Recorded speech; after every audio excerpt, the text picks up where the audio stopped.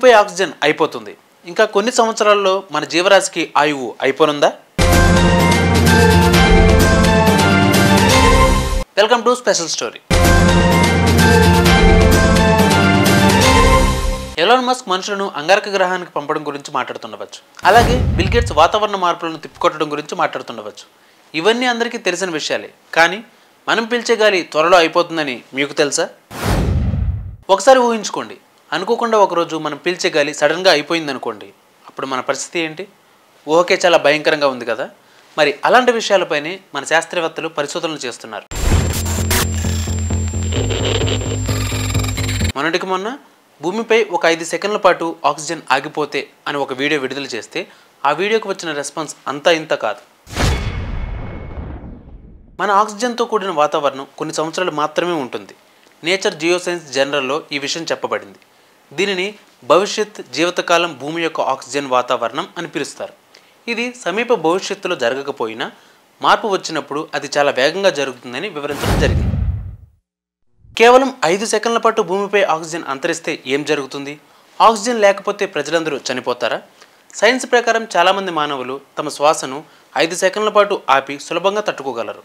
దీన్ని బట్టి మనుషులు చనిపోరని స్పష్టమవుతుంది. కానీ వాస్తవంగా భూమిపై ఆక్సిజన్ ఆగిపోతే మనం తట్టుకోగలమా? ఈ ప్రశ్నకు పరిశోధకులు ఇచ్చిన సమాధానం వింటే వెన్నులో వణుకు పుడుతుంది.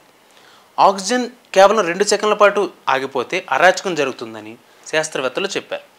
సూర్యుని అతి నీలలోహిత కిరణాల నుండి భూమిని రక్షించే ఓజోన్ పొర అదృశ్యమవుతూ వస్తుంది. ఎందుకంటే ఈ పొరలో ఎక్కువగా ఆక్సిజన్ అణువులు ఉంటాయి. ఈ పొర లేకపోతే భూమిపై వచ్చే వేడిని భరించడం మానవుల వల్ల కాదు. ఈ మార్పు గ్రహాన్ని 2.4 బిలియన్ సంవత్సరాల క్రితం గ్రేట్ ఆక్సిడేషన్ ఈవెంట్ అని పిలువబడే ముందు ఉన్న స్థితికి తీసుకువెళుతుంది. భూమి యొక్క వాతావరణంలో ఆక్సిజన్ ఆధారిత బయోసిగ్నేచర్ల జీవితకాలం తక్కువ శాతానికి పడిపోనుందని ఈ పరిశోధనలో తేలింది. దీని గురించి సుదూర భవిష్యత్తు అని శాస్త్రవేత్తలు తమ పేపర్లో వ్రాసుకున్నారు. మరి అంతేగా, మరి మనం అభివృద్ధి పేరుతో చేస్తున్న విధ్వంసం కూడా ఇందుకు కారణమనే చెప్పాలి. రోడ్లు, బిల్డింగులు, టెక్నాలజీ, ఇలా 1,00,000 పేర్లతో మనం మన చుట్టూ ఉన్న ప్రకృతిని ఇష్టం వచ్చినట్లు చిన్నాభిన్నం చేస్తున్నాం. చెట్లన్నీ తీసేస్తున్నాం. ప్రకృతిని వికృతిగా మార్చి ఆర్టిఫిషియల్, అదేనండి, కల్పితమైన వాతావరణంలో బ్రతుకుతున్నాం. ఇది ఎలానే కొనసాగితే మన జీవన మనుగడ మధ్యలోనే ముగినుందని అని నిపుణులు హెచ్చరిస్తున్నారు.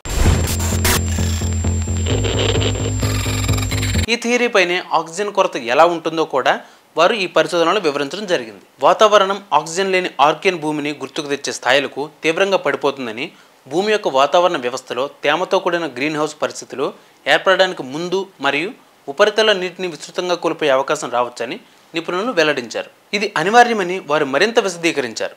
భవిష్యత్తులో డియాక్సినేషన్ అనేది పెరుగుతున్న సౌర ప్రవాహాల యొక్క అనివార్య పరిణామం అయితే దాని ఖచ్చితమైన సమయం మాంటిల్ మరియు సముద్ర వాతావరణ క్రస్ట్ వ్యవస్థ మధ్య శక్తిని తగ్గించే ఎక్స్చేంజ్ ఫ్లక్స్ ద్వారా మాడ్యులేట్ చేయబడుతుంది. సూర్యుడి నుండి పెరిగిన రేడియేషన్తో సుమారు 2 బిలియన్ సంవత్సరాలలో మన గ్రహం యొక్క ముఖం నుండి సముద్ర జలాలను తుడిచివేస్తుందని శాస్త్రవేత్తలు గతంలో అంచనా వేశారు. అయితే కొత్త మోడల్ అయిన ఆఫ్ లైఫ్ ఫస్ట్ 4 లక్షల సిమ్యులేషన్ ఆధారంగా ఆక్సిజన్ తగ్గుదల చనిపోతుందని చెప్పారు. జార్జియా ఇన్స్టిట్యూట్ ఆఫ్ టెక్నాలజీకి చెందిన ఎర్త్ సైంటిస్ట్ క్రిస్ రిన్హార్డ్ న్యూ సైంటిస్ట్తో మాట్లాడుతూ ఆక్సిజన్ తగ్గడం చాలా విపరీతంగా ఉంది అని, మేము ఈ రోజు కంటే మిలియన్ రెట్లు తక్కువ ఆక్సిజన్ గురించి మాట్లాడుతున్నాము అని వారు ఇచ్చిన ప్రకటనలో తెలిపారు. జీవితాన్ని గుర్తించే ఉత్తమ అవకాశాన్ని కలిగి ఉండడానికి ఆక్సిజన్తో పాటు ఇతర బయోసిగ్నేచర్ల కోసం మనం వేటాడాల్సిన అవసరం ఉందని పరిశోధకులు నొక్కి చెప్పారు. మరి మనం ఇలాగే కంటిన్యూ చేసినట్టయితే మన చుట్టూ ఉన్న ప్రకృతి కనుక పాడైపోతే మనం పీల్చడానికి గాలి ఉండదు, మన బ్రతకడానికి మనుగడ ఉండదు. So be careful.